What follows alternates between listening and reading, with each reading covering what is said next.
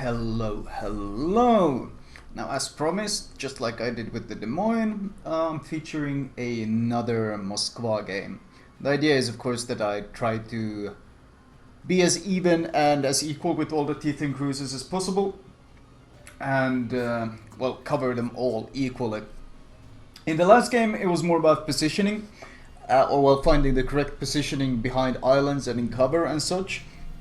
But you don't necessarily have to find islands as cover in order to have a good positioning. Now, it's important to keep track of your own concealment.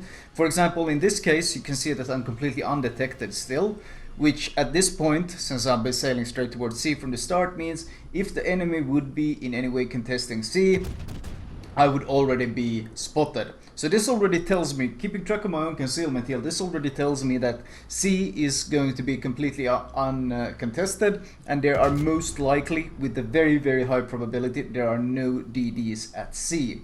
Which means that I can focus on angling towards their spawn, where it seems like most of their ships, or the enemy ships, are the biggest threats, like the Moskva. And I can angle towards B, where it seems like their DDs are going.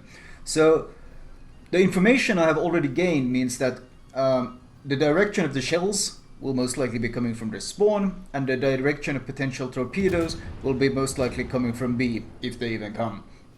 So I already have a lot of information I can use for the sake of angling.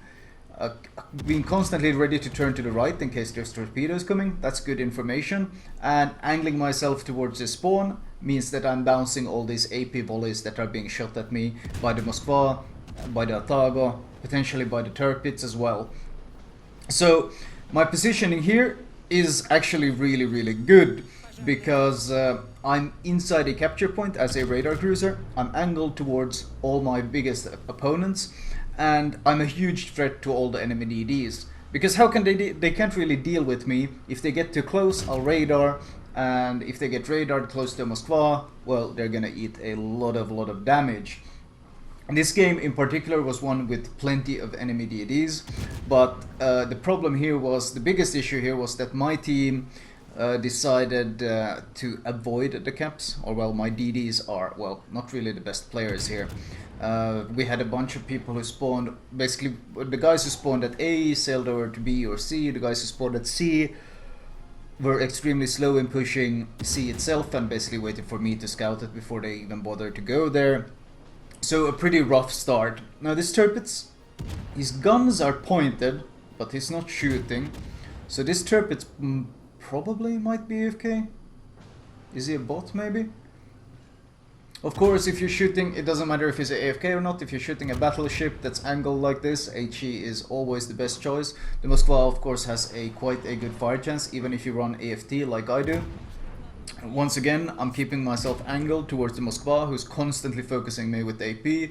And of course, I'm keeping my bow pointed a lot towards B as well, where their DDs are, in case they are torping me from that direction. That Tirpitz is starting to look fairly toast at this point. And seeing as the Moskva and the Atago and their spawn are disengaging, I'm gonna start pushing towards B. Now, you have to have a lot of patience when it comes to this. One of the things I often see with radar cruisers is that, well, either they are completely out of position, meaning they are unable to even radar and help their team with the radar, or they're pushing way too aggressively and getting themselves killed for no real reason. You kinda don't want either. You want to find the middle ground. You want to be in a position where you can threaten the enemy DDs and you can threaten the enemy team, but with the use of radar, but you don't want to be deep enough that you're gonna get deleted. You're gonna get absolutely wrecked. Now, this is actually easier to do in the Moskva than many other cruisers, because the Moskva is so tanky. But then again, ships like Baltimore, New Orleans, Des Moines, when they angle, they are also quite tanky. So not as much of an issue on them. The ships that suffer from this the most are probably the Chapaev and the Donskoy, which are very squishy ships, regardless of angling. So those are the kind of ships you usually want to use landmasses as cover. But on tanky ships, ships that when angled are extremely tanky, like Moskva, Baltimore, Des Moines and such, you can use open ground and still remain very effective. Now, it looks like, is that the Moskva? No, that's probably one of the DDs. That could be a gearing. What all DDs did they have? Gearing, Fletcher, Khabarovsk. It could be any of those. So I pushed up to B. I threatened the possibility of radar here. They can't really push past me to C because you see the rest of my team has completely abandoned C, so there would be no one defending C if I wasn't holding down the fort, so to say. My friendly DDs are either sailing around my spawn or in the enemy spawn, where optimally, of course, my DDs should be sailing between C and B. Basically, they should be scouting in front of me where I can back them up and so forth.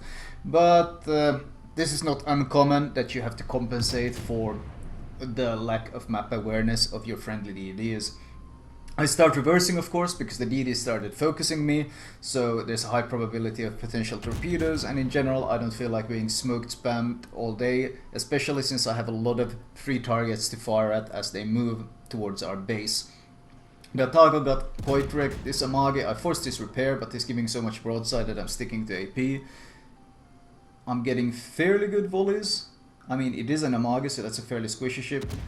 Not as much as I want, but honestly, my team should be able to deal with what a 10k Amage with no heal or no repair. They should be able to overcome that. Khabarovsk decides to push up, switch to HE, of course. No point overpenning him with AP. He decides, is he really gonna stop in front of me? See, he got too cocky. I haven't used my radar yet, so he thinks, I don't know, I'm not using it or something similar. So he gets very cocky and he pushes up like that and smokes in front of me, which of course means I'm gonna pop my radar. Now I actually see a lot of more interesting targets here. I see the Fletcher, a low HP Fletcher, and that's actually a bigger threat than the Khabarovsk, because the Khabarovsk is quite not as good as contesting points as the Fletcher is, and in domination games, contesting points is so supremely important. If this was a standard battle, I might be focusing the Kaba first, but because this is a domination battle, and Fletchers are one of the best domination ships because they're low concealment and great smokes and of course great torps all allow them to become such great point contesters. Of course, here it would have been, if my DDs had been here, they could have wrecked these guys thanks to my radar. And this is where I write in chat. Our two Bensons. If you look at our Bensons, we have a Benson on F8 and a Benson on H8. They both are in the enemy spawn and they are desperately trying to torpedo a Hindenburg and a Moskva, which is most likely a waste of time. Of course, as soon as I spotted both the Fletchers, I started reversing because for that reason right there was a high probability that I was being torped. So once again, I reversed away. You might notice that I'm tanking a lot of damage, but none of this damage is critical. In fact, the damage I'm tanking here is mostly HE damage, and I'm still kind of holding down C. Luckily, the Mogami and Amage, who was sailing away into the enemy spawn, has finally realized that they're wasting their time, and they came back to C. Now, one of the Bensons in their enemy spawn says, we don't have time for suicide missions when I ask them to help with the capture points, and that kind of showcases the absolute wrong attitude. When I ask them to help, I don't want them to go in and 1v1 a Khabarovsk, of course not. But if they sailed between me and the Kaba, they would be spotting, they could be torping, they could be smoking up and using my radar as help. There could be so many things they could be doing that would be infinitely more useful. But instead they're playing supremely passive. Well, because my DDs are playing so passive, I decided it's time to make my offensive move here. The Fletchers that I spotted with my radar prompted this Bismarck to pop his own Hydra and close in on them. So they're being permanently spotted by the Hydro now, which is fantastic. He knew where they were, so he knows exactly where to push in with this Hydro to keep them spotted, which is of course great. Bismarck, I mean Hydra in general has fairly short range, but if you know exactly where the DDs are, then it becomes very, very strong in hunting down enemy DDs. We actually have a point lead, even though they have a 2-cap advantage, and I think it's time for me to start making my push in now. The rest of my team is not very keen on making any sort of push, it seems, and they still have a Shimo, a Fletcher, I don't know what else, the Kaba, but I have my radar ready, and I already know the path this Fletcher is going to take. So I of course adjust my course to where I know he's going to go, and instead of shooting the Kaba behind him, I pop my radar to see the Fletcher. And this should be a fairly easy kill. I turn hard left because I want to bait him into shooting his torpedoes. I'm pretty sure he's torping right now. So by turning hard left, if he uses the white prediction bar, he's going to shoot his torps on my left. I turn back into the right now, and I slow down to allow any torps he launched, which I'm predicting he most likely did. And here they come, and they are shot. They're passing me on my left as predicted. You should always keep in mind this kind of situation, and angling right towards the source of the torpedoes, as well as making jukes like that, makes it possible to quite easily dodge torpedoes. This applies both, I do this in battleships as well, you probably see it quite often when I push into smokes. I juke to one side and I turn to the other. It's just to throw off the torpedoes, and especially on ships like the Des Moines and the Moskva, where you have your guns in the front, you have 2 turrets in the front, you can quite easily do this because you can still keep such a large percentage of your gunpowder on the enemy target. That's finally cover-ups dealt with. Now, you saw how much damage I've been eating and tanking this game, but because I've been constantly angled, the AP hasn't really had too much of an effect, and the HE, well, it's done damage and I've eaten fire damage, but because it's all light damage, fire damage is of course all light damage, and thanks to my heals, I've still been able to keep very healthy. Yes, I burned through 3 heal consumables, but I'm still at 41k HP and I still have another heal left. So that's why if you keep angled and don't panic and don't worry too much, you can easily tank a significant amount of damage. It's when people start panicking and they start giving broadside and they show their citadel, that's when life gets hard. Shimakaze, I know where he is now as well.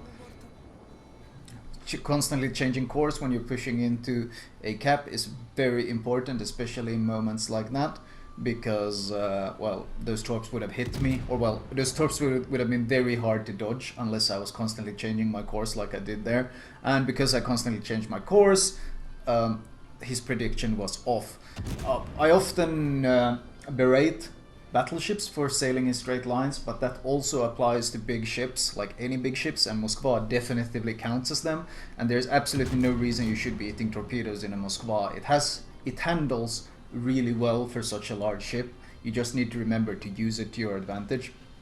Now, this Moskva, he is sailing away from the torpedoes launched by the Kagero, and when you make a decision like that, you sail away instead of sailing in, then you're locked onto a straight course for a very long time, as you have to wait for the torpedoes to go by you while you're sailing away at the same time. And because of this, basically his lack of positioning, well, he made a misplay. He turned away from the torps instead of turning into them, and because of that situation right there, I was able to heavily punish him. Now that I've gotten close enough, I popped my radar to see where that Shimakaze is to get an idea of what he's doing.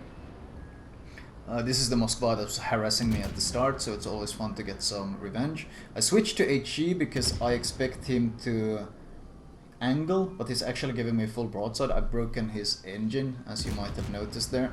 My HE volleys, or my AP volleys, the Citadels broke his engine. I don't get the kill though, someone steals the kill. That's a bit unfortunate considering how much damage I did to him.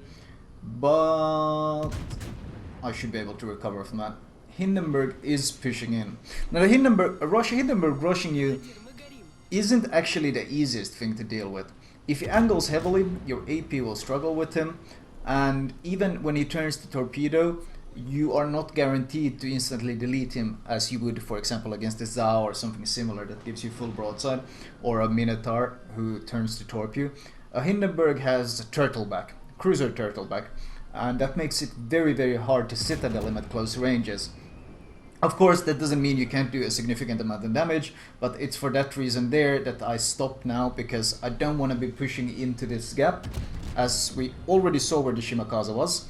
Pushing through this gap right now means a high probability of getting torped. So I stopped my speed and now I start accelerating again. As I've said, you always want to throw off the enemy's aim.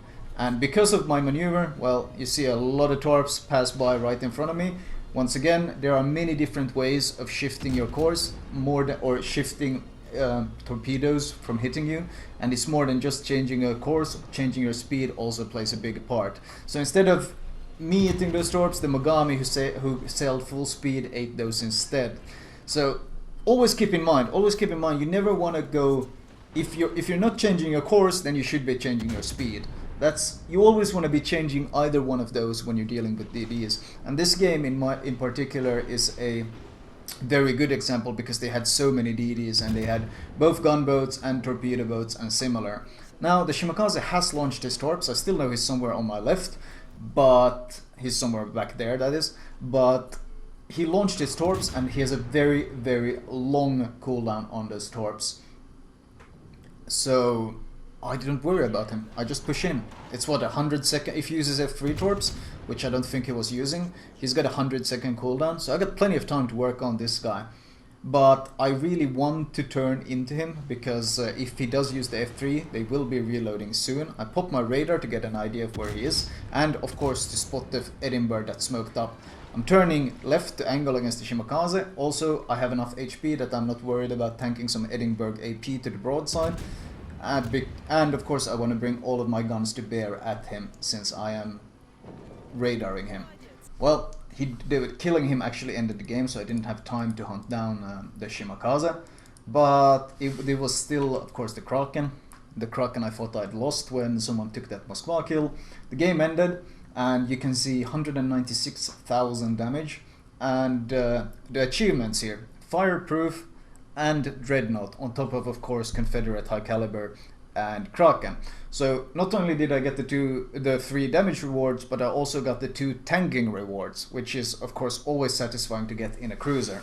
If you noticed how much HP I still had at the end, I was tanking the Edinburgh, showing full broadside, and I still had over 20k HP left. So I was very healthy at the end, and I was still able to get 2.8k base XP, which is always satisfying to get, especially in domination, where DDs tend to get most of the XP because of the caps. But moving on to the more interesting, the detailed report is where we start noticing some interesting things. Damage received, 90k damage. I tanked 90k worth of damage this game, and I was still able to make any plays I wanted at the end, because I always kept myself angled, and my positioning never really allowed me to get torped. I didn't eat a single torpedo. I was against multiple DDs, and I was playing aggressive against multiple DDs, and I didn't eat a single torp all this game. I didn't eat a single citadel all this game either. All the damage I ate, in fact, looking at high explosive, I ate 116 HE shells and 99 AP shells. But combined, they still did less damage than the 4 fires I ate. And of course, fire damage is something you can heal 100% of. So this was kind of a prime example of how to make the most out of your tanking ability in the Moskva. My potential damage, meaning how much damage I've potentially tanked this game, was 2.3 million, which really brings home the case of just how much you can endure in this ship. Moving on, we have of course the XP bonuses. I run the Restless Fire camo and the Dragon Flag, so I actually made 35k Captain XP, which is very satisfying. This was my daily win, I think. Anyway, this was my Moskva commentary, that this time focused more on how to play this ship in the open and how to deal with multiple DDs and such. Anyway, I'll see you guys next time.